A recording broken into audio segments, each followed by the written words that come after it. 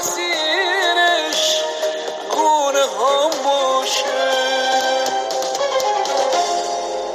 کسی جز تو نمیتونه منو عاشق کنه هم درد، کسی جز من نمیتونه تو رو عاشق کنه. برگرد کنار تو چه آرومم چه آرومی کنار من. تو چشمای تو آرومه چشای